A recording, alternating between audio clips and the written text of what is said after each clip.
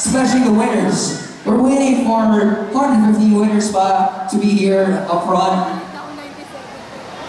We're waiting for all the winners. Actually, kung nanalo kayo, please go here up front kasi handang-handa nang umakyat dito sa Citizen Caravan. Again, to all the winners. Ayun! Diba, tingnan nyo?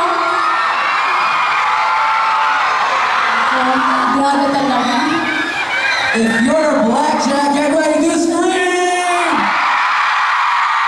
We're all blackjacks right here. Okay. And para safe kayo, do not push para, diba, walang masaktan. Oh, Medyo dangerous kasi, diba?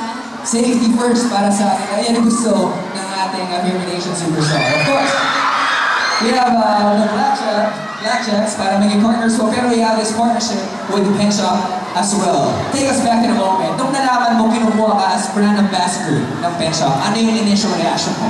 Sabi ko, finally, ayan na! Bakit ganun ka lang? Feeling ko, bagay na bagay kami ng Pen Shop. Totoo. Bakit? Bakit mo nasabi yan?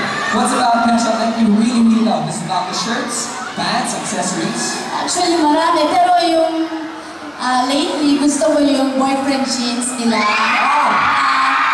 Wide neck pants. Kasi di ba mainit? So, yun.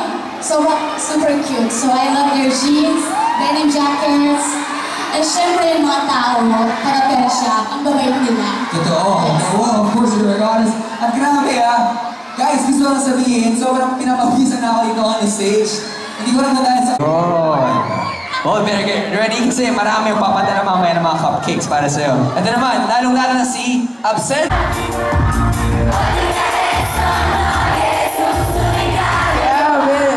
Just looking at you guys, talagang we can really say everyone is a big fan, right? Pati si Kuya Guard kumakanta rin.